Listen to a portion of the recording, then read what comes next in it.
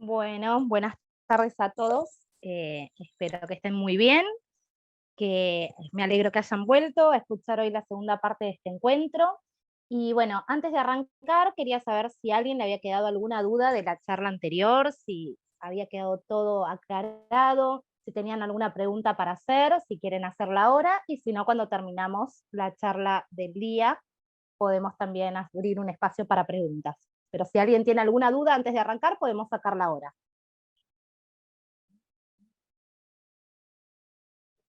Pueden escribirla por el chat también, ¿eh? Si alguien quiere, la pueden escribir Si por ahí o quieren, se sí. pueden habilitar el micrófono, porque no somos tantas, así que tienen esa opción también. Bueno, parece que no hubo ninguna duda de las... A ver, sí, acá alguien que hace una consulta. Perdón.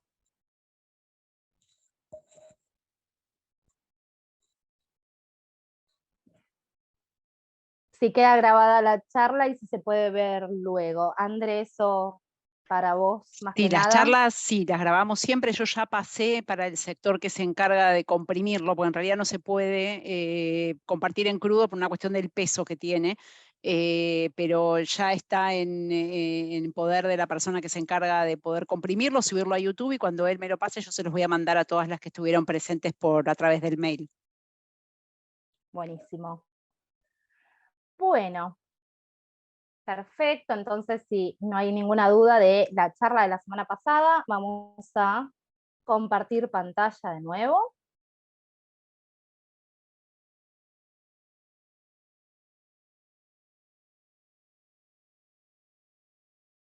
Bueno, ¿se ve ahí? Sí, ¿no? Sí, se ve perfecto. Perfecto. Yo voy a sacar mi cámara como me recomendaron la otra vez, que se vio mucho mejor. Sí, hoy estamos bien Pero igual, no se entrecorta el sí, sonido, pero vas a estar más sí, tranquila si la sacás. perfecto. Bueno, como les decía, vamos a ver la parte 2 de la charla que empezamos la semana pasada. Vamos a hacer una especie de repaso por lo que hablamos el miércoles anterior, y era de en qué momento tengo que ir a la guardia, siempre como habíamos aclarado, hablando de un embarazo de más de 37 semanas y que la finalidad es un parto normal y no una cesárea. Dijimos que en el caso de la cesárea no queremos entrar a un trabajo de parto, por lo tanto esperaríamos un poquito menos, como si fuese un embarazo menor de 37 semanas. ¿Qué era lo que íbamos a hacer? Reposo por 2 horas. Vamos a estar acostadas con la mano en la panza a la altura del ombligo, esperando las contracciones. Y esas contracciones, que es toda la panza dura, es una piedra, no puede hundir los dedos, tienen que aparecer cada 5 minutos y tienen que durar aproximadamente 30 o 40 segundos. Dijimos que no vamos antes de las 2 horas porque podemos estar en un preparto. El preparto dura semanas. Y la diferencia del preparto con el trabajo de parto es justamente eso. El trabajo de parto arrancaron las contracciones y no lo frena nada. En cambio, el trabajo de parto me puede dar, el preparto es esto que van y vienen las contracciones. En cambio, el trabajo de parto no lo frena nada. Por eso esperamos 2 o 3 horitas, y si en 2 o 3 horitas las contracciones no se fueron, ahí recién arranco para la guardia. El preparto pueden aparecer, desaparecer, ir, venir las contracciones, así durante incluso días. Otros motivos para ir a la guardia era sangre, sangrado por genitales externos, que el bebé no se mueva, aunque yo coma algo dulce, el bebé no se mueve, o pérdida de líquido. Cualquiera de esos motivos ameritan para ir a la guardia, pero en caso de trabajo de parto necesitamos por lo menos 2 horas de contracciones regulares. Entonces vamos a hablar un poquito de lo que es el trabajo de parto, la conducción y la inducción, 2 palabras que son de uso muy común para nosotros en obstetricia, y que ustedes les van a escucharlas y quizá no van a entender bien de qué se está tratando esto, ¿sí? Entonces, para empezar, yo puse acá una pequeña imagen de lo que es el aparato reproductor femenino. Acá tenemos, espero que se vea mi cursor, esto es el útero, ¿sí? Esto es la vagina, y esta parte que está acá es el famoso cuello del útero. Es la porción inferior, ¿sí? Acá se ve un poquito mejor, es la porción donde termina la parte de abajo del útero, todo el útero, esto que está en rosa, y esta porción se llama cervix o cuello del útero.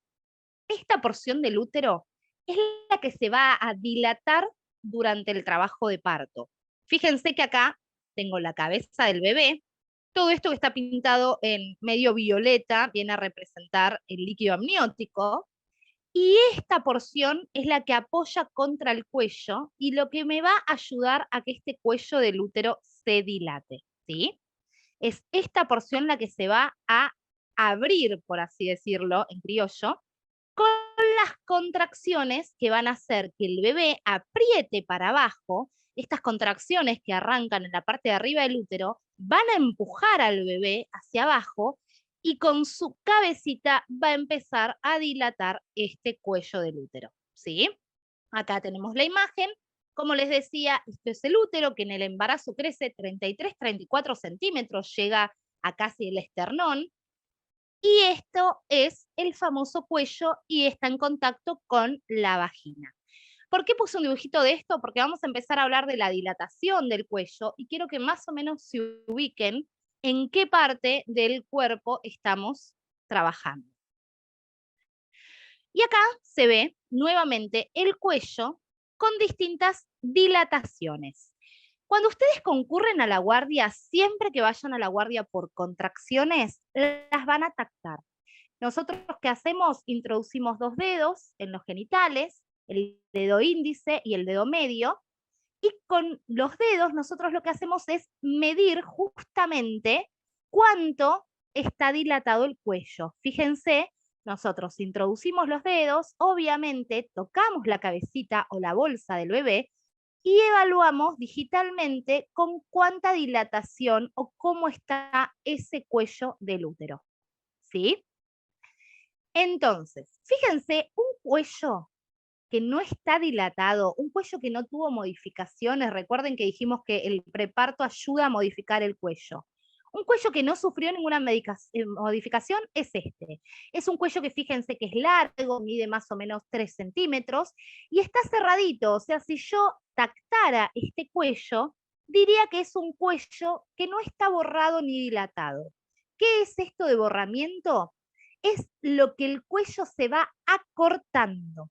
El cuello del útero se acorta y se dilata. Generalmente se acorta durante el preparto. Estas contracciones aisladas que tenemos, lo que me ayudan es a hacerlo más cortito, más finito. Y después, en el trabajo de parto, ya se dilata este cuello del útero. Fíjense que este sería un cuello de una embarazada antes de las 37 semanas, idealmente. Es un cuello que está formadito y que está cerrado. Este es un cuello ideal en embarazos de menos de 37 semanas. ¿Qué pasa? Con el correr de los días llegamos al término y el cuello del útero, con las contracciones que ustedes tienen, empieza a hacerse más cortito, lo que llamamos que se va borrando. Entonces, cuando ustedes vayan a la guardia y las revisen, quizá escuchan que la médica, la partera, le dice, está borrado en un 80. Van a escuchar esa terminología, que lo que estamos hablando es cómo está ese cuello del útero. Y que si escuchamos que está borrado, es buenísimo, porque quiere decir que ya hizo todo ese primer paso de hacerse bien cortito para empezar a dilatar. Una vez que el cuello se hizo bien corto, empieza a dilatarse. Acá tenemos un cuellito de 1 centímetro. Acá tenemos un cuello que ya está dilatado en 5 centímetros y uno que está con dilatación completa. ¿Cuándo empieza el trabajo de parto? Empieza cuando el cuello tiene 4 centímetros de dilatación. Nosotros podemos estar con este cuello que está borradito con 1 centímetro, con 2 centímetros por días. Una vez que el cuello llega a 4 centímetros de dilatación, la dilatación empieza a ser cada vez más rápida y más progresiva. No vamos a tardar semanas en llegar a un cuello con completa, vamos a tardar horas. Podemos tardar semanas en llegar de 1 centímetro a 4, pero vamos a tardar horas de llegar a 4 hasta completa. ¿Por qué? Porque ya es la fase activa del trabajo de parto, ya estoy en trabajo de parto. Lo otro, todo lo previo, es el preparto. ¿Hasta acá vamos bien? Bueno, acá tenemos, sí, otra imagen similar. Fíjense que este es un cuello que está cerradito. Acá tenemos el tapón mucoso, que cuando este cuello dijimos que empezaba a sufrir modificaciones, se va a empezar a expulsar ese tapón mucoso que está por dentro. Y en este caso, fíjense cómo este cuello que era largo, que medía 3 centímetros, se hizo bien, bien, bien cortito y comienza a dilatarse, ¿sí? ¿Para qué estamos hablando de esto? ¿Por qué es todo esto? Bueno, acá, perdón, otra imagen, el cuello, fíjense, este cuello tendrá 1 centímetro o nada de dilatación, fíjense, esto es como lo vemos nosotros con nuestros dedos. Nosotros decimos que vemos a través de nuestros dedos. Bueno, esto es lo que nosotros tactamos. Un cuello un poquito dilatado y un cuello ya dilatado en su totalidad. Bueno, ¿por qué empecé a hablar esto? Para que podamos hablar de lo que es la diferencia entre una inducción y una conducción. ¿A qué llamamos inducción en obstetricia? La inducción es cuando nosotros provocamos un trabajo de parto. Vamos a buscar distintos escenarios. Imagínense, mamá de 38 semanas que rompió bolsa. Ya está, necesitamos que el bebé nazca. ¿Por qué? Porque ya rompió esa protección que tiene el bebé y ya es un bebé que está maduro, ya puede salir de la panza y vivir, ya está apto para vivir fuera de la panza. Entonces, ¿para qué vamos a dejarlo más semanas dentro de la panza si ya puede vivir afuera? ¿Qué haríamos en ese caso? Llega una mamá, pierde líquido, la tactamos, el cuello no está ni dilatado, ni borrado, rompió la bolsa antes de empezar el trabajo de parto, cosa que suele pasar no mucho, muchísimo, es completamente normal. Bueno, ¿qué hacemos en ese caso? Finalizar el embarazo. ¿Qué se hace si se quiere un parto? Se hace una inducción. Se provoca con medicación que la mujer tenga contracciones, salvo que esa mujer no pueda tener un parto, ¿sí? Que no le podamos hacer una inducción, como es el caso de las mamás con cesáreas anteriores. Una mamá con una cesárea anterior puede tener un parto tranquilamente. Lo que no podemos hacer es nosotros ponerle medicación para producirle ese trabajo de parto. Esa mujer puede tener un parto siempre y cuando arranque espontáneamente, que las contracciones y el trabajo de parto sean naturales y espontáneos. Lo que no se puede hacer con una cesárea anterior es nosotros generarle contracciones artificiales. Otra situación, mamá de 39 semanas, le sube la presión. Listo, hay que finalizar el embarazo. Hay que bajar la presión de la mujer y finalizar el embarazo. Es un embarazo de término. ¿Qué se hace en estos casos? Se hace una inducción. Otra situación, mujer que llega a las 41 semanas. Las 41 semanas es lo máximo que se puede esperar. Hay médicos que esperan un poquito menos, pero lo máximo 41 semanas y 3 días, algunos un poquito más osados. ¿Qué hacemos? Llegamos a las 41 semanas, el bebé no nació, hacemos una inducción. Entonces, inducción es esto. Tengo un cuello, como este primer cuello, ¿sí? Como el cuello que tengo acá, o tengo un cuello que ya está un poquito borrado, como este, que ya acortó, pero que no está en trabajo de parto, que no llega a los 4 centímetros. ¿Qué voy a hacer? Le voy a poner medicación para finalizar ese embarazo por cualquiera de los tantos motivos que hay. Yo les nombré 3, pero hay muchísimos más. ¿Cómo se hace? Con medicación. Y acá está justamente alguna de las medicaciones que solemos usar para las inducciones. Uno es por vía vaginal, que es el misoprostol, que se coloca una pastilla, según la dosis que se considere en ese momento, y que va a producir contracciones artificiales. Y si no, la oxitocina sintética, que son estas ampollitas con esta hormona, pero a manera sintética, que es la oxitocina, que lo que genera también es contracciones artificiales, ¿sí? Esto es un suerito de dextrosa, que es agua con azúcar, que cuando ustedes se internen para una inducción, seguramente se los pongan para mantenerlas hidratadas y con el azúcar que necesitan en sangre. Y esto que les pongo acá se llama Avocat. Con esto es que las van a pinchar para conectar esta agujita con el resto de, mediante esta especie de tubito, con este suerito. Esta aguja se retira. A ustedes les queda la parte de la punta, que es como si fuese un plastiquito, que eso es lo que va abajo, o sea, lo que va dentro del cuerpo, ¿sí? Les digo esto porque como a veces los pinchan y ustedes no ven que retiran la aguja, uno tiene la fantasía de que tiene adentro del brazo esa aguja sosteniendo el resto del sistema. No, la aguja que está acá adentro se retira y lo que queda dentro del brazo es este plastiquito para mantener lo que se llama, lo que sería todo el sistema de la vía. La vía también sirve no solamente para pasar oxitocina, sino que sirve también para pasar otros medicamentos. Por ejemplo, lo que decíamos el otro día del estreptococo. Si a ustedes les da positivo ese estreptococo, esa bacteria, hay que pasar el antibiótico que se llama penicilina. Bueno, se pasa también por el suero, porque es todo tipo de medicación endovenosa. Si ustedes están con náuseas, con vómitos en el trabajo de parto, que suele pasar, se les pasa una medicación, el Reliberan, por medio endovenoso.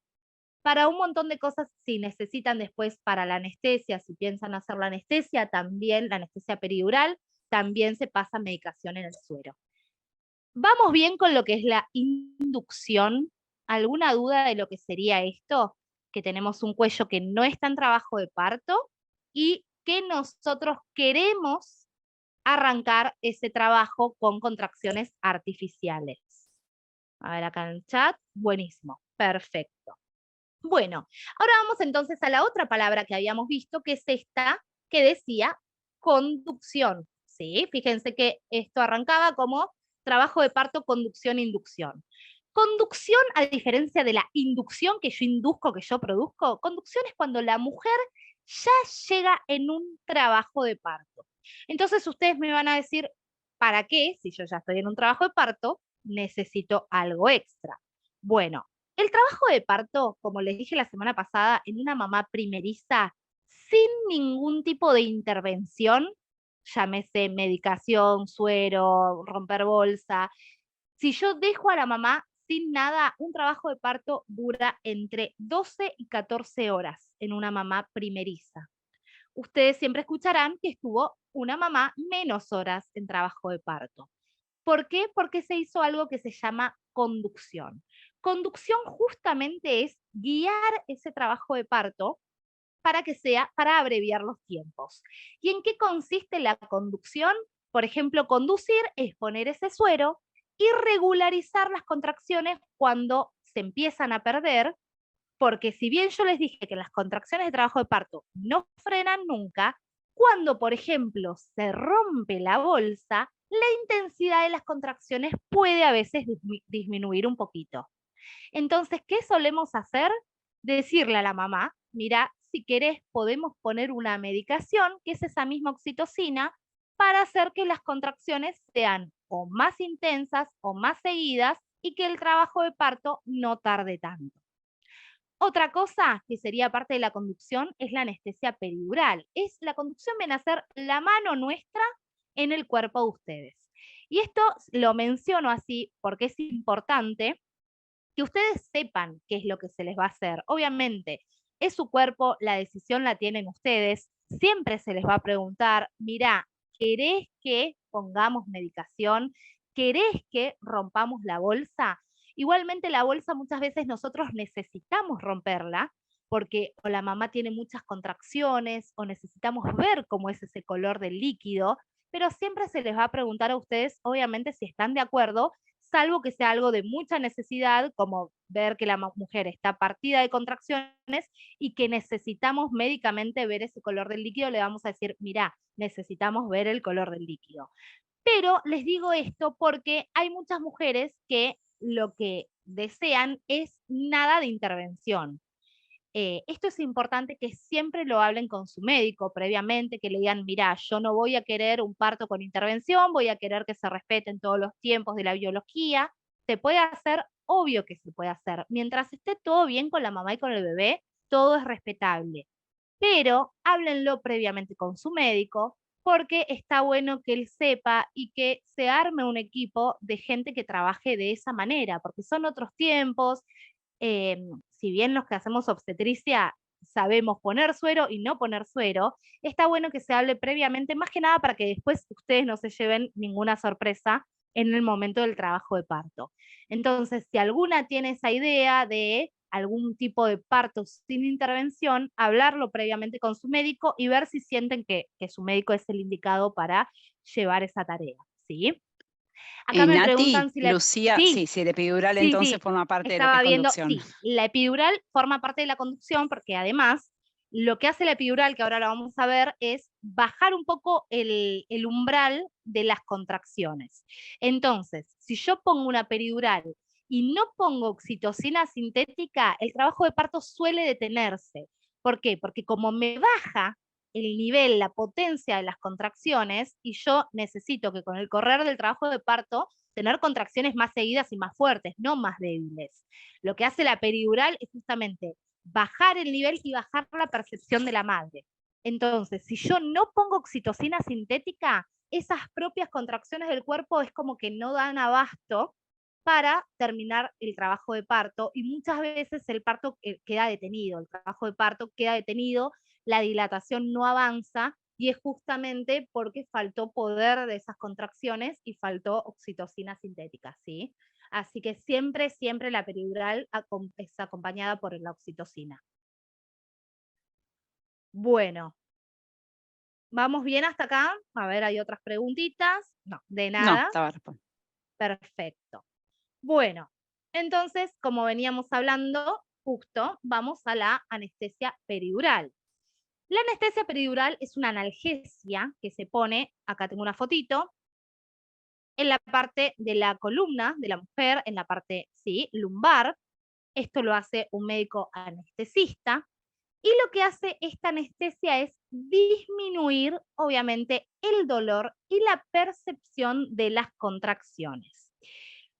Entonces, ¿esta anestesia se puede usar siempre? No, necesitamos diferentes criterios obstétricos para decir, bueno, esta mamá ya puede recibir la anestesia. ¿Cuál es uno de esos criterios? El cuellito del útero tiene que estar con una dilatación de 5 o 6 centímetros, o sea, ya tiene que estar bien instalado el trabajo de parto. No lo puedo hacer con una dilatación de menos, porque justamente al tener una dilatación de menos centímetros, la cabeza no está a veces bien apoyada sobre el cuello del útero y nosotros una de las cosas que necesitamos es que esa cabeza esté bien apoyada para que las contracciones puedan ayudar con la dilatación, ¿sí? Entonces necesitamos un cuello que esté más o menos como este del medio. ¿Hay una dilatación máxima? No, no hay una dilatación máxima. Podemos recibir la anestesia hasta con 10 centímetros. Obviamente, si tenemos más dilatación, va a ser menos el tiempo que hayamos tenido la anestesia, ¿sí? Y el líquido amniótico tiene que ser claro. Si tenemos un líquido amniótico meconial, dijimos que es un motivo de urgencia y que lo más probable es que ese bebé tenga que nacer por cesárea. ¿Sí? ¿Hasta acá vamos bien?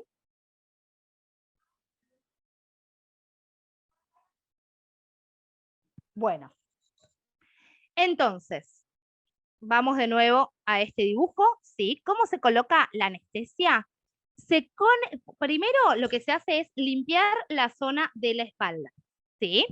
Se limpia la zona de la espalda con Pervinox, se coloca anestesia local, ustedes van a sentir un pinchazo, ¿sí? Que va a ser la anestesia local, que es una aguja muy, pero muy, muy, muy chiquitita, y eso va a ser el ardor que van a sentir. Después lo que van a sentir es que el médico con los dedos empieza a tocar buscando el lugar donde les va a dar la anestesia. y una vez que encuentra el espacio, se les va a poner, no es como esto, pero es similar a esto, ¿sí? ¿Vieron lo que les había puesto yo la aguja con el catéter? Bueno, los va a pinchar, con esa aguja va a retirar la aguja y va a dejar esto conectado con una especie de suerito, por así decirlo. ¿Por qué? Porque si ustedes necesitan más anestesia, se les va a ir agregando a través de esta conexión en la espalda, ¿sí? La anestesia peridural no suele doler, puede llegar a molestar un poquitito, y lo que hace a los 10-15 minutos es comenzar con el efecto de que ustedes sientan mucho menos las contracciones. Ahora, me van a decir, si yo siento menos las contracciones, ¿cómo hago para pujar? ¿Sí? Bueno, justamente van a tener a una persona que les va a estar diciendo en qué momento ustedes tienen la contracción y en qué momento ustedes pueden pujar. Porque es real que las contracciones se sienten mucho menos y que a veces la mujer pierde esa especie de sensación de pujo. ¿Sí? A ver, ¿alguna pregunta? Lucía está haciendo una pregunta, Sí. dice si queda en la espalda Sí, mientras está sí, acostada. sí, queda en la espalda, la manguerita va desde la espalda, yo le digo manguerita si es una tubuladura, pero para que, como que ustedes entiendan, y se engancha con una cinta en el hombro y a ustedes desde el hombro les van agregando la anestesia, ¿sí? Imagínense como si fuese un cablecito del auricular, es muy, muy, muy finito. Eso va desde la espalda y se lo pasan hacia adelante y se lo pegan con una cinta o algo para que no se esté corriendo y puedan recibir mayor cantidad de anestesia en el momento que la necesiten, ¿sí? Lo que hace la peridural, obviamente, es disminuir la libertad de movimientos. Ustedes en el trabajo de parto pueden hacer los movimientos que quieran. Principalmente estar parada, sentada, de cuclillas. Piensen que la gravedad lo que ayuda es que ustedes estén en posición vertical, porque el bebé, al tener que respetar la curva natural del cuerpo, lo ideal siempre va a ser que estén o sentadas, o de cuclillas, o en el inodoro, en la pelota. Si alguna tiene o puede conseguir una pelota, la verdad es que es de muy gran ayuda.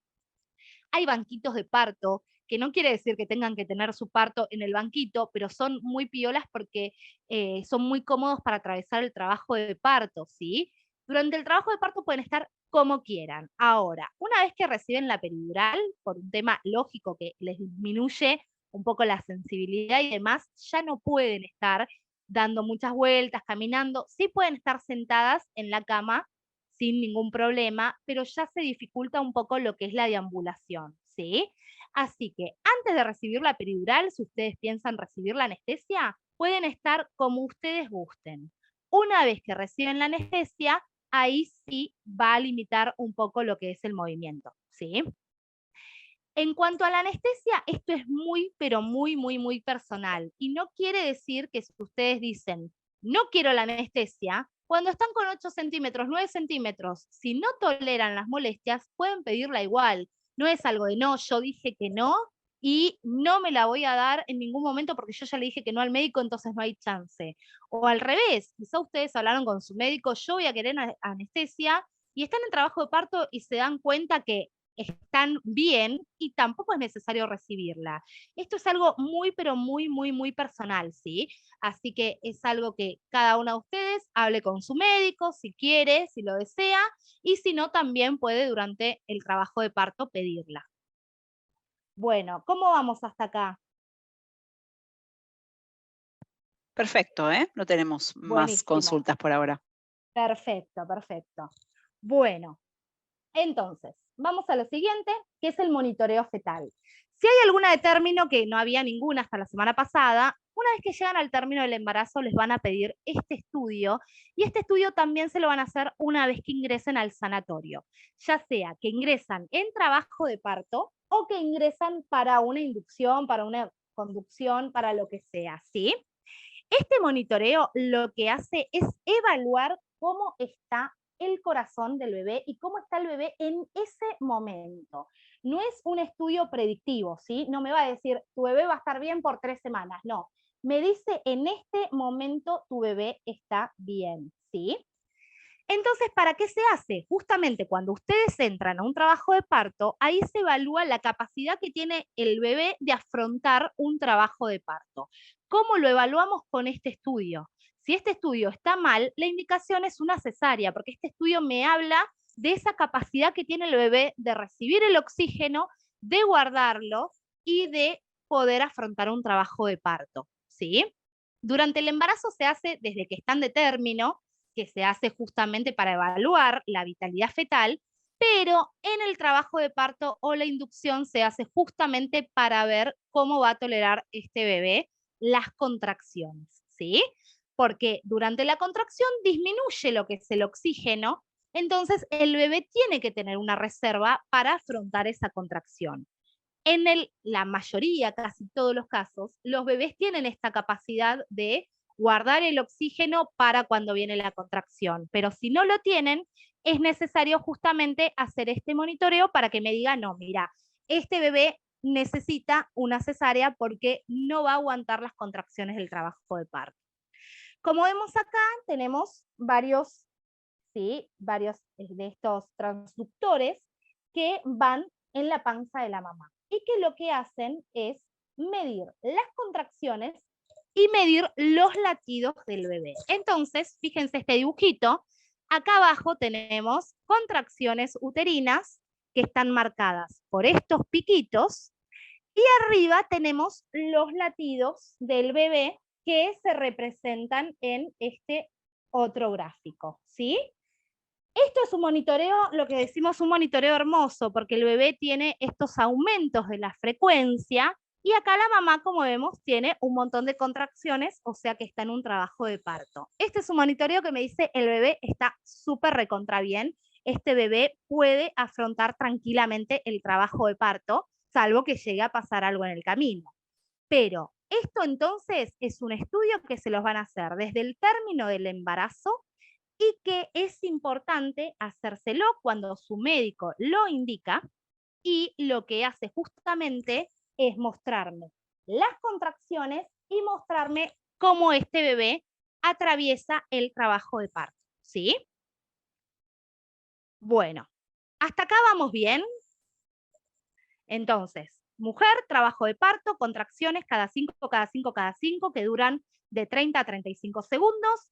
Vamos al sanatorio, trabajo de parto, pueden o no hacerme una conducción, o puedo decidir que los tiempos biológicos sean los que rigen mi trabajo de parto, puedo decidir tener una anestesia, puedo decir que no.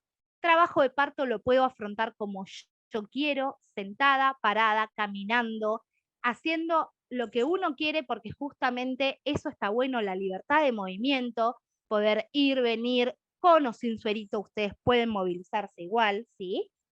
Y eso hasta que llegamos al momento del parto. Una inducción dijimos que es cuando hay que finalizar el embarazo con medios farmacológicos, ¿sí? Con o una medicación por vía vaginal o con un suerito. Pero ¿para qué hago esto? Para llegar a un trabajo de parto, ¿sí? Llegué al mecanismo de parto, al momento del parto. ¿Hasta acá venimos bien? ¿Hay alguna duda antes de ver el parto? Bien, bueno, perfecto. Entonces vamos a ver, les voy a compartir un video.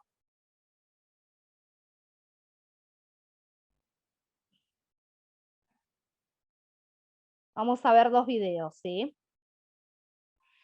No le pongo sonido porque la idea es ir viéndolo e ir contándoles más o menos de qué se trata todo esto.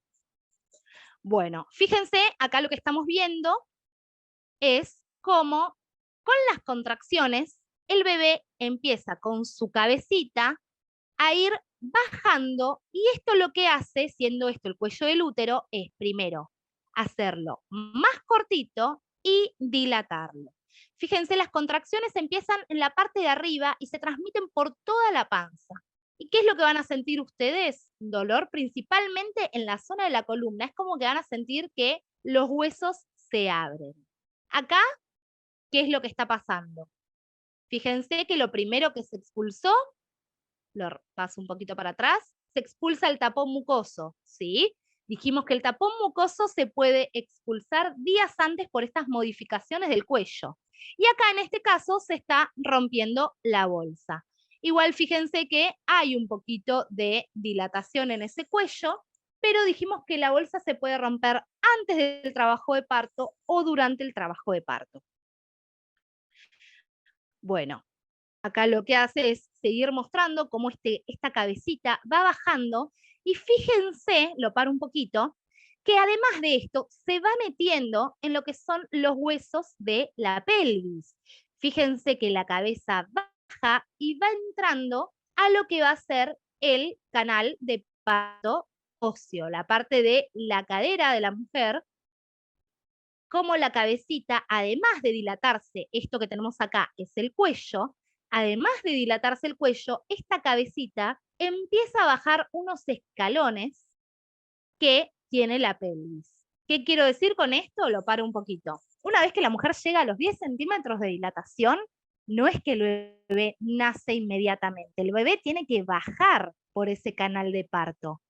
La pelvis tiene, nosotros decimos, como 4 escalones, y esos escalones, con los pujos de la mamá, la cabecita los va a ir bajando como si fuesen un trampolín. Fíjense que acá se ve bien. Entonces llegamos a la dilatación completa y en un rato más van a ser el bebé porque tiene que bajar esos escaloncitos de la pelvis. Bueno, ahora fíjense, este bebé ya está el cuello dilatado, lo que está haciendo este bebé es acomodarse para poder nacer. Siempre ayudado con las contracciones, ¿sí? Que empiezan en la parte de arriba del útero y se transmiten a todo el útero, y esta parte de abajo lo que permite es que la cabeza se acomode para poder desprenderse. Ahora bien, llegamos a este momento. En este momento decimos que la cabeza está coronando. Fíjense que le vemos los pelos, fíjense que ya está obviamente toda la dilatación completa y está en un tercer escalón de estos que decíamos de la pelvis. Este es el momento crucial donde el médico va a decidir si se les hace o no se les hace una episiotomía. ¿Y qué es la episiotomía? La episiotomía es un corte que se hace acá en esta zona que se llama periné.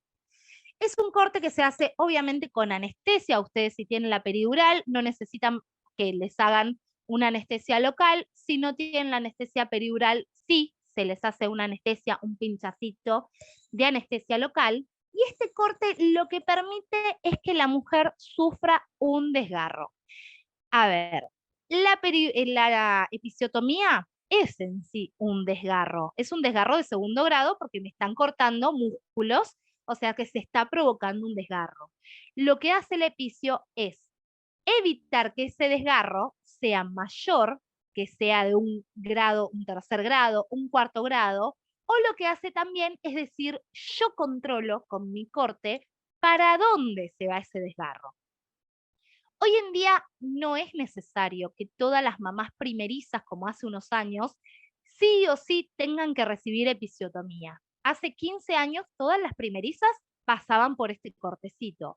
Ahora no, ahora se trata justamente de evitar que la mujer tenga una episiotomía, pero si en ese momento el médico ve que se puede producir un desgarro mayor o que ese desgarro se puede ir para la zona del recto, que es mucho más complicado, se decide hacer una episiotomía en este momento.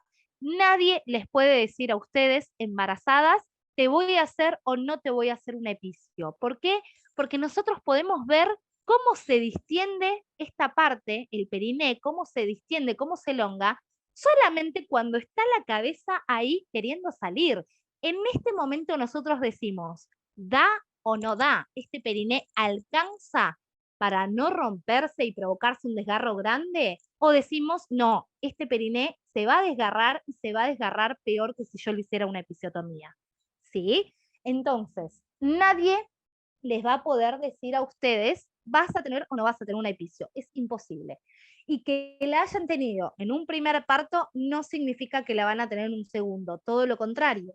Con el correr de los partos, esta zona, el periné, está mucho más laxa, mucho más distendida, y es mucho, mucho, mucho más difícil que se desgarre, ¿sí? Fíjense, acá lo que me muestra es los distintos tipos de episiotomía. Acá, en Argentina, el que más se suele usar es esta episiotomía. Esperen que lo paso un poquito.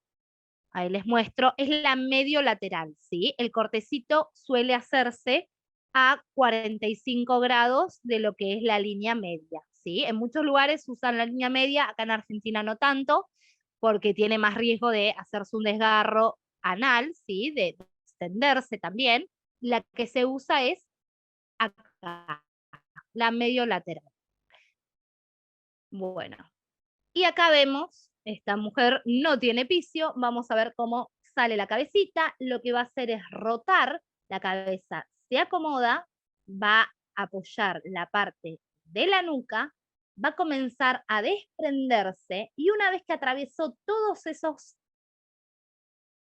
pisos que tiene la pelvis, va a salir y se va el médico a poner las manos para producir la rotación por fuera. Fíjense que el médico acompaña el movimiento natural que hace el bebé para salir del canal de parto. Una vez que sale el bebé, se va a cortar el cordón, se apoya sobre la panza de la mamá, se clampea y se corta el cordón y el médico va a proceder a realizar el alumbramiento. Alumbramiento es la salida de la placenta. La placenta suele salir entre los 5 y 15 minutos después del parto. ¿Puede tardar más? Sí, puede tardar hasta media hora. ¿Qué van a sentir? Van a sentir unas contracciones que no van a ser nada que ver a las que tuvieron en el trabajo de parto, pero van a sentir porque tiene que expulsar la placenta, entonces pueden sentir como un cólico, una contracción y después van a sentir obviamente la salida de la placenta, el médico la va a revisar, mientras tanto ustedes, si tienen el deseo de amamantar, lo ideal es poner al bebé al pecho inmediatamente después del nacimiento y tener el contacto piel a piel, que ayuda muchísimo, el contacto piel a piel y la lactancia durante la primera hora de vida. Bueno, acá tenemos otro video que les quería mostrar. Fíjense que acá lo que hace, esto habíamos visto, un pedacito también en el otro, algo similar.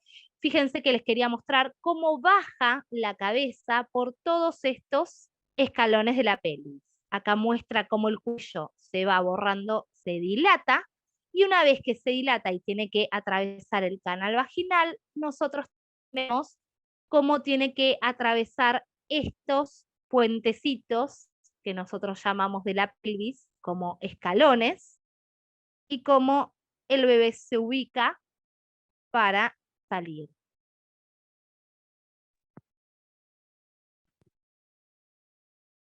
Nati, mientras te voy pasando la Sí, consulta sí, de sí, María, que pregunta si es vital perfecto, la hora de oro. es vital. La hora de oro es súper recontra importante. A ver, no vamos a decir que es de vida o muerte, obviamente, pero ayuda muchísimo, muchísimo a establecer después una futura lactancia. La hora de oro justamente habla de eso, de aprovechar esa primera hora para el contacto piel a piel y para poder prender al bebé, y ayuda muchísimo, no mucho, muchísimo a poder establecer después una lactancia segura.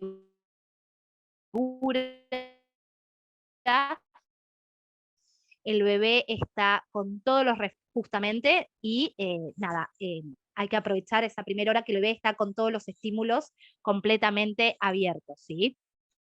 El coxis para los que no saben es esta última porción. A ver, voy a aprender un poquito, dejo de compartir esto, esperen que vuelvo, les voy a mostrar, un segundito, esperen que activo la cámara. Acá tengo mi pelvis conmigo, ¿sí? Estos son los famosos escalones, la cabeza al principio está acá arriba, se dilata el cuello, la cabeza empieza a bajar, a bajar, a bajar, a bajar, hasta que se expulsa. El coxis es este huesito que tenemos acá, que bueno, en mi pelvis no está móvil, pero este huesito tiene movilidad, ¿sí? Esto es el sacro y esta última porción se denomina coxis. Este hueso se retropulsa. ¿Qué quiero decir con eso? No lo voy a mostrar acá porque me quedo sin pelvis, pero este hueso tiene una articulación que hace que este diámetro, ¿sí? Fíjense, el diámetro este, por donde va a bajar el bebé, este diámetro aumenta cuando el coxis se retropulsa. ¿Qué quiere decir? Esto hace como una palanca. Entonces el coxis se va para atrás naturalmente y vuelve a su lugar. Hace este 9 centímetros a 11. O sea, fíjense si es retropulsable, ¿sí? Es súper articulado este hueso, y lo que hace justamente es irse un poquito para atrás para aumentar este diámetro inferior que tengo acá en la pelvis, ¿sí? Este diámetro, el último tramo, el último piso por el que tiene que pasar, lo aumento justamente haciendo la retropulsión del coxis. Esto es completamente natural, espontáneo, y obviamente, si estamos hablando de bebés con un peso de más de 4.500 gramos, lo que puede hacer, sí, es real, es fracturar este coxis o retropulsar lo demás, y que después queden algunos problemas para volver a acomodarse solo, ¿sí? ¿Ha pasado? Sí. ¿Cuándo pasa? Generalmente en bebés que pesan más de 4,5 kilos, porque se tiene que retropulsar, se tiene que abrir demasiado ese hueso, y lo que puede pasar. Dice, empezó a cortar el sonido, Nati. No sé si querés ocultar la cámara de vuelta. Les decía, no sé si pudieron ver bien y apreciar bien lo que les mostraba del coxis, Sí, eso se vio pero perfecto. perfecto. Bueno, justamente les decía que puede haber una fractura de coxis, quizás lo escucharon, sí, o que se retropulse, que se esté de más, pero suele ser en casos con bebés de más de 4,5 kilos. Al tener un bebé, tienen que retropulsarse, tiene que hacer esa palanca, más movimiento, y sí puede ser que haya una fractura o desviación, pero suele ser con bebés muy grandes, de 4,5 kilos o más. Es muy raro que pase en bebés de pesos menores a 4 kilos, es la realidad. Obviamente puede pasar, pero es muy raro, ¿sí? Bueno, ¿alguna consulta sobre el video que vimos del parto, sobre lo que mostré de la pelvis? ¿Algo que no haya quedado claro? Bueno, Bien. vamos a seguir entonces. Perfecto, vamos a seguir compartiendo la pantalla con lo que quedaba.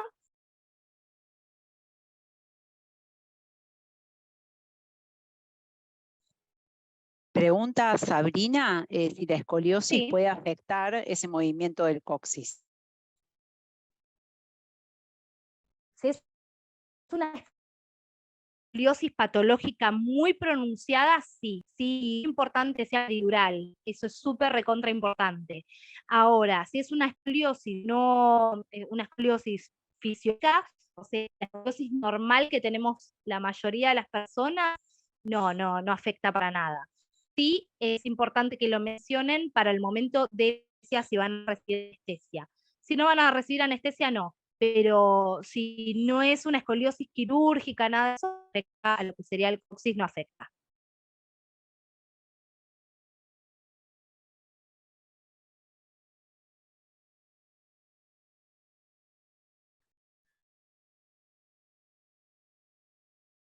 El lugar donde estoy yo, en la sala de partos, ¿qué es lo que se hace una vez que nace el bebé? Lo primero que se hace, yo les dije la semana pasada que los bebés, lo peor que puede pasar es que pierdan temperatura, que el bebé se enfríe, ¿sí? Entonces, ¿qué es lo primero que se hace? Lo primero que hacemos es secar al bebé con unas compresas. Las compresas son como si fuesen sabanitas, ¿sí? Pero son estériles. Con las compresas secas, nace el bebé, como el video, se le pone en el pecho a la mamá. Si quiere intentar darle la teta en esa primera hora, buenísimo. Si igual, se trata de poner el contacto piel a piel, o sea, piel de la mamá con piel del bebé, y se lo tapa y se lo por arriba, justamente porque está mojado y porque la temperatura ya no es la de adentro de la panza. Entonces se seca justamente para que no tome frío. Eso que dice ahí Pepe es el contacto piel a piel, que dijimos que es súper importante durante la primera hora que pueda tener el contacto con la mamá y idealmente que pueda amamantar esa primera hora. Sin cortar el cordón, esto también lo vimos en el video, cómo se ponen dos pinzas, se cortan entre las dos pinzas el cordón umbilical. En ese cambio, para empezar a respirar por sus propios medios, porque mientras esté el cordón y la placenta dentro de la madre, el bebé sigue recibiendo su aporte de oxígeno por el ombligo. En ese momento que damos el cordón, lo que se hace también es tomar una muestra para determinar el grupo y factor. ¿Por qué? Porque si podemos evitar pincharlo para sacar el grupo y factor, lo podemos evitar justamente de esta forma. Se corta y no se escucha bien. Me voy a mover un poquito. A ver. Ahí se me escucha mejor. ¿Se escucha bien ahí? Sí, ahí se te escucha bien, Nati. Bien, me moví un poquito.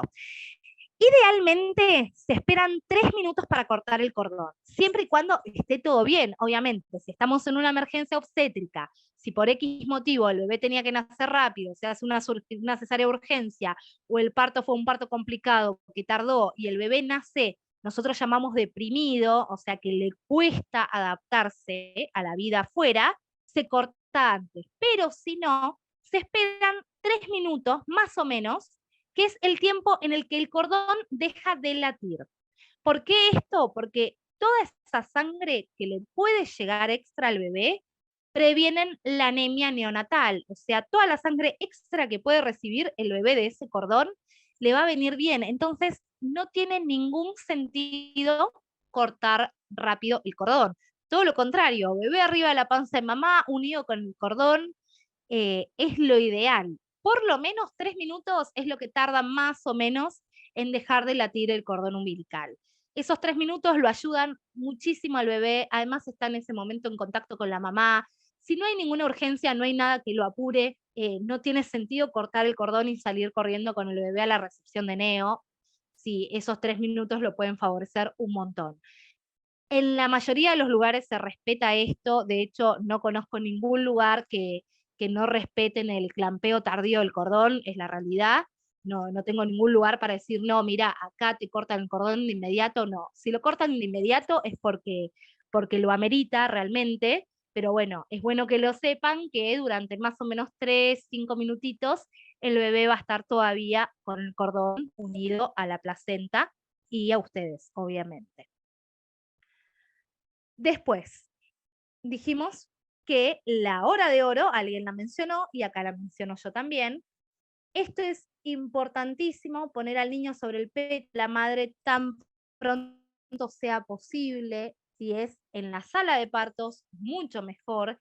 Si no, cuando ustedes terminan de prepararlas y se pasan a la habitación, siempre que quieran amamantar, intentar durante la primera hora. Obviamente, recordar que la lactancia es todo un aprendizaje para ustedes y para el bebé. Por más que ya tengan hijos y que hayan dado, que hayan dado la teta, no es lo mismo con cada primer, sí, justamente con cada primer encuentro de la lactancia con su bebé. Todos es un aprendizaje que va a ser parte del bebé y de la mamá. Nadie les puede decir esto es así, esto es así, porque ustedes van a ir viviendo su propia experiencia. Acá me preguntan para conservar la placenta. Generalmente se avisa eso antes y se lleva una conservadora, una de esas heladeritas. Hay que avisarlo porque si no la placenta se descarta automáticamente, la placenta va con residuos patológicos. Entonces,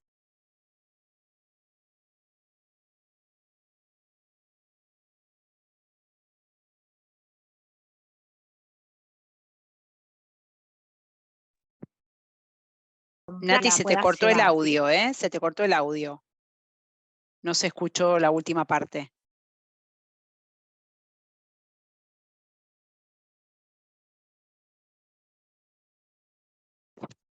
Nati, ¿me escuchás?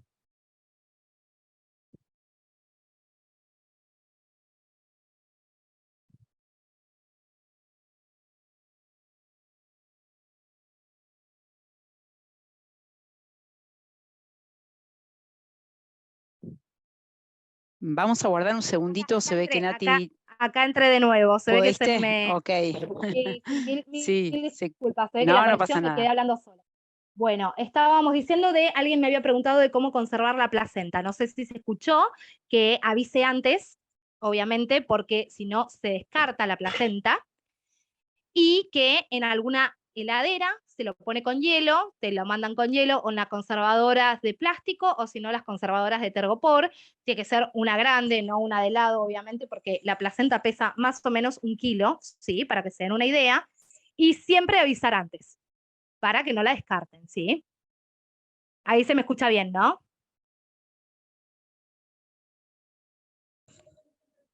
Ahora sí, ahora se escucha bien. Perfecto, perfecto, perfecto. Ahí está. Después lo que le hacen al bebé lo hacen con él sobre el pecho de la madre. Todo lo que dijimos hasta ahora lo hacen con el bebé arriba de la mamá. Ahora vamos a ver otras cosas que lo hacen con el acompañante que esté en sala de partos, que lo llevan a lo que es la recepción de la neonatología, que está siempre enfrente de sala de partos, pero todo esto que nombramos lo hacen con el bebé arriba de la mamá, ¿sí? Y perfecto, se escucha bien entonces. Lo de la placenta se escuchó. Genial.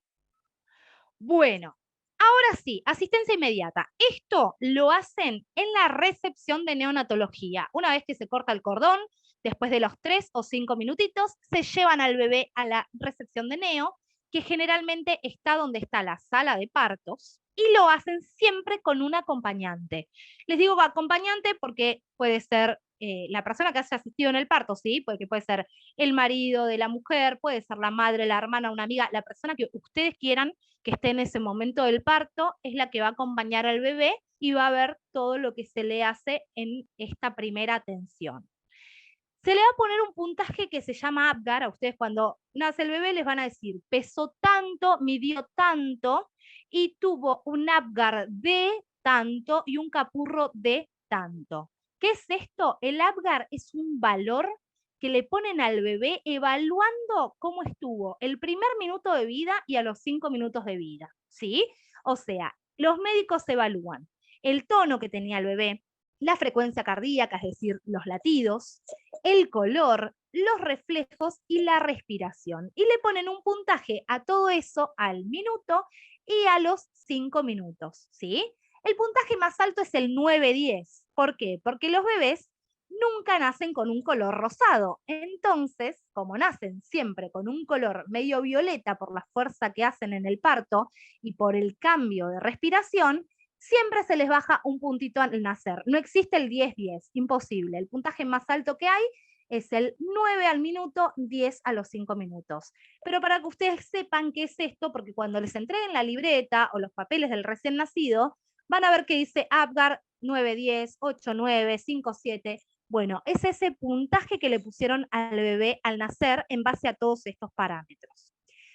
También se les va a poner una pulserita de identificación, una pulsera que va a tener el mismo número ustedes que sus bebés. Es una pulsera que siempre al salir del sanatorio tienen que mostrar, porque justamente es la identificación del parto, de que su bebito tiene la misma pulsera que ustedes, y se le van a hacer las huellitas de los piecitos para el certificado de nacimiento. También esto lo hace todo el neonatólogo, le pone una inyección que es la vitamina K en una de las piernitas, que es para prevenir la hemorragia que puede tener un recién nacido, y se le pone la primer dosis de vacuna de la hepatitis B en el otro muslo. Y en los ojos se le van a poner unas gotitas de eritromicina, que es un antibiótico, y esto es para prevenir la conjuntivitis en el bebé. Como les dije antes, todo esto lo hace el médico neonatólogo, lo hace con el padre o la persona que haya presenciado el parto, y son minutitos que están en la habitación de enfrente, o sea, en un sector que tiene todas las salas de parto, están acompañados y cuando terminan de realizarle todas estas acciones al bebé, pasa de nuevo familiar con bebé y se queda con la mujer para poder ir a la sala y hacer lo que se llama la internación conjunta. Siempre que el bebé no tenga ningún problema al nacer, la internación se llama conjunta. Internan mamá, bebé y familiar, se quedan todos en la misma habitación hasta el alta. ¿Alguna duda de esto?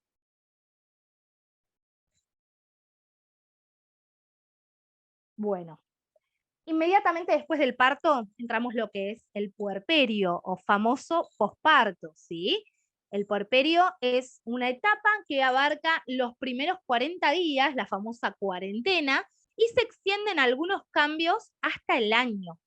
¿Cuáles son los cambios? Los cambios físicos, obviamente, todo va volviendo a su lugar, excepto las mamas. Si ustedes están con lactancia activa, las mamas no solo no vuelven a su lugar, sino que están cada vez con un volumen mayor. Y los cambios, obviamente, emocionales. Se entiende que hasta el año la mujer va a pasar por una serie de cambios emocionales del puerperio que, nada, obviamente va a depender todo esto mucho de cada una de las mujeres y de la situación de cada una. Pero se entiende que hay cambios emocionales hasta el primer año de vida del bebé.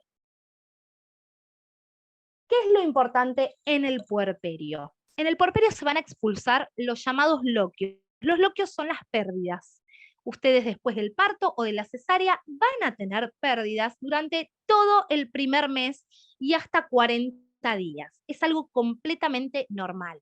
Al principio las pérdidas van a ser más rojas, más sangrientas, y después se vuelven lo que llamamos sanguinolentas, que son ya de un color medio rosa, hasta que las últimas pérdidas van a ser tirando más a un color blancuzco. ¿Qué es esto que se elimina? Son todos los restitos que quedaron adentro del útero, restos normales, restos de lo que era la placenta adherida, ¿sí? No es que me quedó un pedazo de placenta, no. Son todos estos restitos, eh, el útero termina de limpiarse, por así decirlo, ¿sí? Así que es completamente normal. Lo anormal de los loquios o de las pérdidas es que tengan olor feo. El olor es olor a sangre, van a tener olor, obviamente. No tienen que tener olor fétido, olor a podrido. ¿Por qué? Porque eso me está hablando de una infección. ¿Qué se recomienda en esta etapa? No usar bidet ni tampones, o sea, nos bañamos igual, no duchas de bidet, nada de tampones, obviamente. Y obviamente también no realizar baños de inmersión ni mantener relaciones sexuales.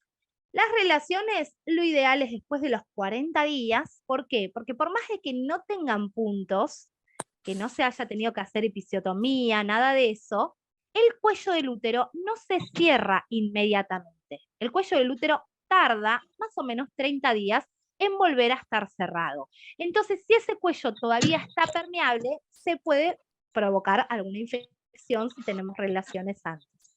¿Sí? En cuanto a la alimentación, se recomienda consumir mucho líquido, sobre todo si vamos a establecer la lactancia, y comer bien variado, como para poder volver a recuperar lo que era nuestro cuerpo anterior en cuanto a nutrientes, vitaminas. Piensen que durante el embarazo se pierde un montón de vitaminas que van destinadas al bebé, y durante el parto o la cesárea pierde sangre. Entonces las mujeres pueden quedar un poco anémicas. Entonces el puerperio es el momento ideal como para reforzar con alimentación, y si es necesario con comprimidos de hierro, de polivitamínicos, para volver al estado que llamamos pregravídico, antes del embarazo. ¿Sí?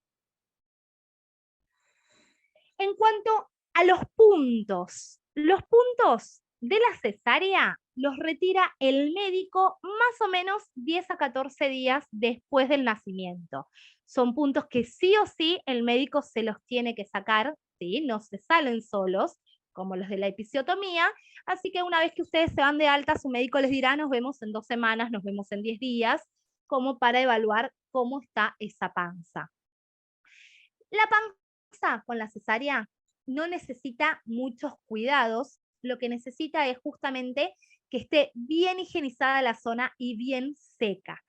En muchas instituciones les ponen después de la cesárea una especie de cinta, que es como una cinta adhesiva, que ustedes en ese caso no se la tienen que sacar, se la saca su médico cuando los ve y ustedes se bañan todo arriba de esa cinta. Si no les ponen esa cinta, les ponen apósitos o gasitas, ustedes se las van a sacar y se van a bañar sin ningún problema, como si nada, dejando que el agua corra a través de la herida, pero lo importante es que esté bien seca la zona para que se cicatrice rápido y para que después puedan sacarse los puntos sin problemas, ¿sí? Los puntos de la vulva, los puntos de la episiotomía o si tuvieron algún desgarro, esos puntos no los saca el médico, son puntos reabsorbibles, se van a caer solos y más o menos tardan 7 a 10 días en caerse todos esos puntos. Pero ustedes no tienen que hacer nada, lo único que tienen que hacer es mantener siempre esa zona bien seca. Yo lo que les recomiendo a veces, secador de pelo con frío, obviamente no caliente, cuando están en sus casas, se sientan, van al baño, se higienizan. Hay algunos médicos que prefieren Pervinox, hay otros que prefieren agua como jabonosa, ¿sí? Con un pedacito de jabón de glicerina, una jarrita de agua, disuelven y hacen una solución jabonosa, se higienizan con eso, se secan con una toallita o con una gasa, preferentemente, nunca algodón, ¿sí? Porque se puede quedar pegado, y después si están en casa se pueden pasar el secador para que quede bien seca la zona. Cuanto más seca la zona, más rápido los puntos se caen, y se caen solos. Quédense tranquilas que no tienen que ir al control para que les retiren los puntos. Por último, el cuidado de las mamas, que ya dijimos la otra vez que van a tener una charla justamente de lactancia, pero ¿qué es lo que tenemos que tener en cuenta siempre a nivel de las mamas? Los pezones pueden lastimarse, pueden agrietarse, sobre todo mientras están aprendiendo con el bebé a qué prendida le es más cómoda a ustedes y a su hijo. Pueden lastimarse esos pezones, es completamente normal, y existen varias soluciones para esto, ¿sí? Una de las soluciones puede ser pasarse su propia leche, o sea, la leche que a ustedes les sobra, pasársela por los pezones y dejarlos secar con esa leche. Sino también crema de caléndula, es una crema que no es tóxica, que cicatriza los pezones y que también los fortifica. Ustedes piensen que la piel del pezón no suele estar muy expuesta y hasta que el bebé aprende a prenderse y le queda una posición cómoda, a veces suele costar y puede lastimar los pezones, ¿sí? Generando algunas grietas o algunas lastimaduras. Hay una palabra que decimos nosotros en obstetricia que es alas, que es lo que necesita un pecho, necesita aire, necesita luz, necesita agua, necesita sol. O sea, lo importante es poder, al menos en casa, bueno, ahora estamos en invierno, en verano es un poco más fácil, pero estar sin corpiño y con los pechos lo más al aire que se pueda, si pueden estar con remeras holgadas, ¿sí? Para que esa piel pueda fortificarse y pueda ayudar a sanar en caso de tener grietas o lastimaduras en el pezón. Lo que tienen que tener bien en cuenta es que la mama no se ponga roja, que no se ponga roja, que no largue pus, que no esté afiebrada. Esos son motivos para ir a la guardia, ¿sí? Y también algo muy práctico, sobre todo las mamás que trabajan, es poder congelar la leche. Si ustedes tienen una buena cantidad de leche y se animan a guardarla en frasquitos estériles, la leche dura en el congelador y en el freezer, en el congelador 3 meses y en el freezer 6 meses. Así que ustedes pueden guardarlas, rotularlas siempre, qué día se la extrajeron, y después darla al bebé siempre descongelando a temperatura ambiente o a baño María. Cualquiera de esas dos opciones es válida, ¿sí?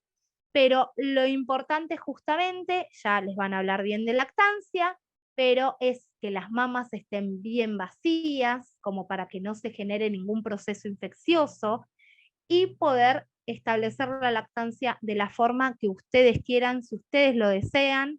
Hay un montón de ayudas durante la lactancia, pero hasta el momento que no viven esa experiencia, no van a, esto es como mucha información a veces, pero hasta que ustedes no pasan ese momento, no van a poder quitarse bien todas las inquietudes que puedan llegar a tener, ¿sí?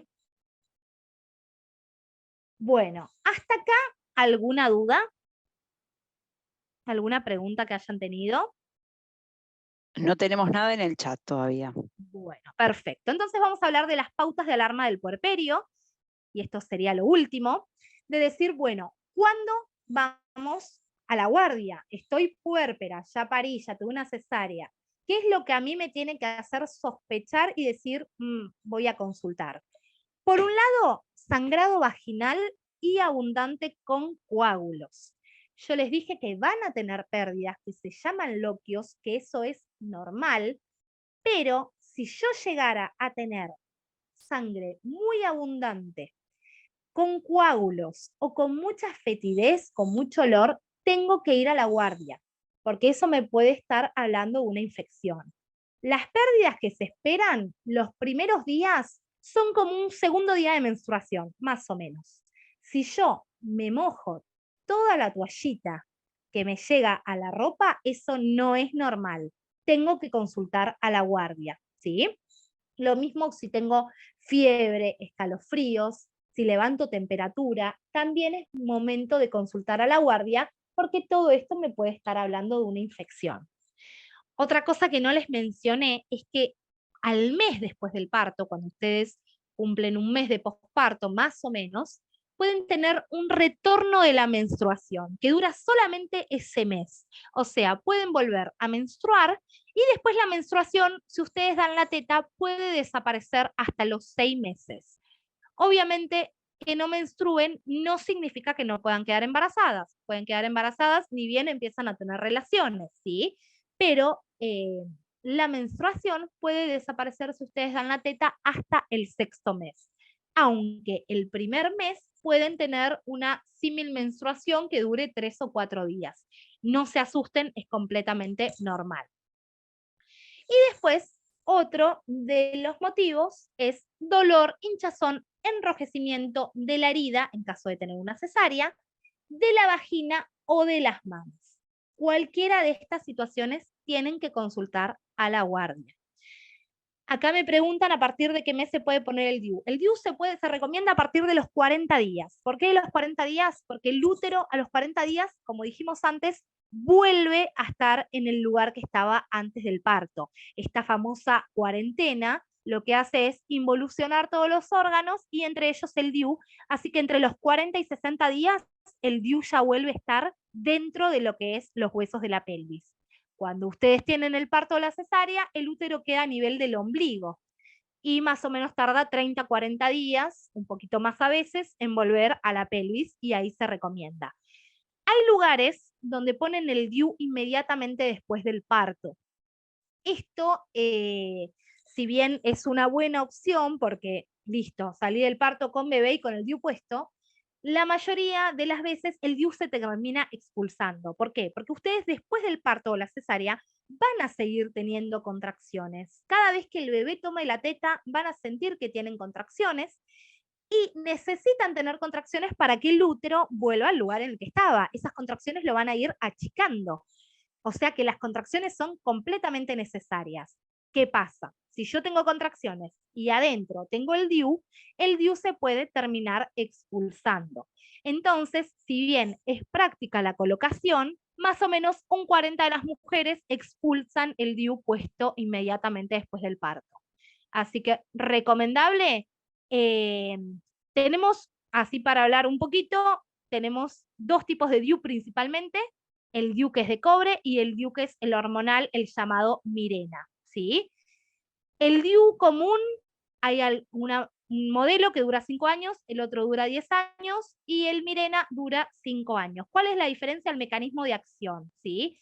Si vos sos una mujer que menstrua abundante, lo ideal no es ponerse la T de cobre, el DIU común. ¿Por qué? Porque la T común, el DIU común, perdón, aumenta la cantidad de menstruación.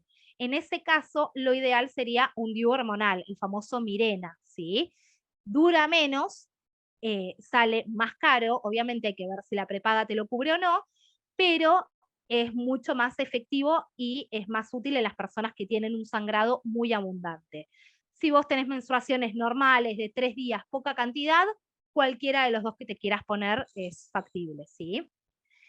El colesterol, perdón, acá me preguntan si el colesterol con el alumbramiento de la placenta vuelve a la normalidad, si con la cesárea se tienen loquios y la liga de la leche. El colesterol no es que con la salida de la placenta vuelve a la normalidad, sino que con el transcurso del posparto vuelve a la normalidad.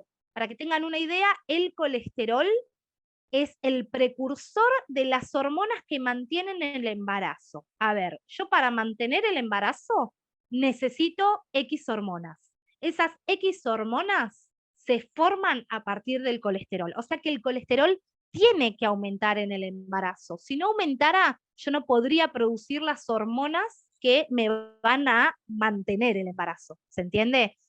Una vez que pasa el parto, esas hormonas empiezan a bajar, empiezo a requerir menos colesterol y más o menos a los 2 meses vuelve a los normales, a los valores normales de previo del embarazo, ¿sí?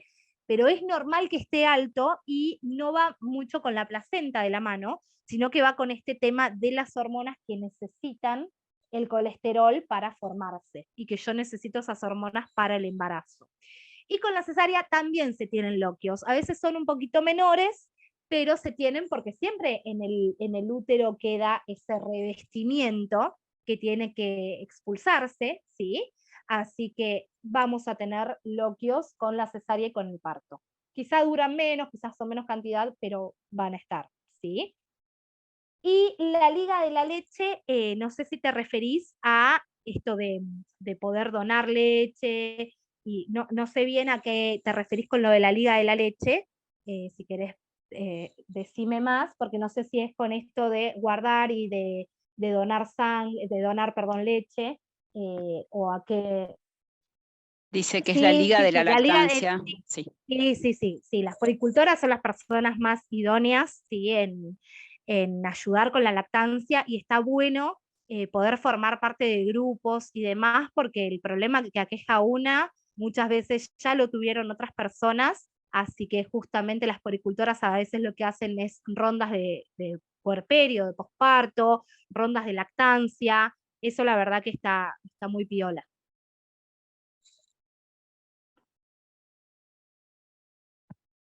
Ahí Bueno, Lucía compartió en el mira, chat un genial. link Sí, ahí me para compartió las que están perfecto. interesadas. Perfecto. Muchas gracias, Lucía. Es Sí, una sí, agrupación internacional. perfecto, perfecto. Después, acá preguntan si en la cesárea la bajada de la leche tarda un poco más.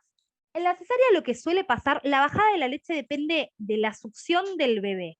O sea, para que a mí me baje la leche, necesito que el bebé succione, ¿sí? ¿Y qué pasa? A veces en las cesáreas, ahí activo la cámara de nuevo, a veces en las cesáreas cuesta un poco más que el bebé tome teta, pero no porque la mamá tuvo una cesárea. Cuesta un poco más porque a veces la mamá está un poquito más incómoda en un postoperatorio que en un posparto normal que a las 2 horas está como si nada hubiese pasado. Entonces, si a la mamá le cuesta más la puesta al pecho, si no tiene una buena red de contención, que la ayuden, que colaboren con la prendida del bebé, porque al principio una mamá después de una cesárea le cuesta mucho la deambulación. Las primeras horas no puede levantarse ni moverse. Entonces, si esas primeras horas la mamá nota que le cuesta prenderse al bebé, no lo pone mucho al pecho, le da la mamadera, y bueno, obviamente va a costar más la bajada de la leche, pero porque no se puso al bebé inmediatamente al pecho. La bajada de la leche depende exclusivamente de la succión del bebé. La succión del bebé genera hormonas, que esas hormonas producen y eyectan la leche. Si el bebé no está, ¿sí?, succionando el pezón, no voy a producir estas hormonas que me van a ayudar con la lactancia. Pero recuerden que siempre más o menos tarda 48 horas en bajar la verdadera leche y que al principio tenemos lo que se llama calostro, que es esta agüita amarillita, que es el primer alimento que tiene que recibir el bebé. Así que, bueno, ¿alguna otra consulta de todo esto que hablamos? No tenemos más consultas en el chat. No sé si alguien Perfecto. quiere activarse el micrófono y hacer una pregunta directamente. Bueno, me alegro. Espero que les haya servido este segundo encuentro también. Bueno, súper claro. Bueno, me alegro muchísimo, de verdad. Les agradezco mucho a todos por haber participado, por haberme escuchado estas dos charlas. Espero que todo el material este que estuvimos hablando, que es como un montón de información, porque son 3 horas y son un montón los temas, pero bueno, que hayan podido aprovechar, que hayan tomado nota, que no se queden con ninguna duda. Si alguna tiene alguna duda, me la escribe, la hablamos, no hay ningún problema. Pero lo ideal, yo siempre digo, la información es poder y teniendo información podemos decidir. Así que bueno, muchísimas gracias por haberme escuchado y por haber participado de estas charlas.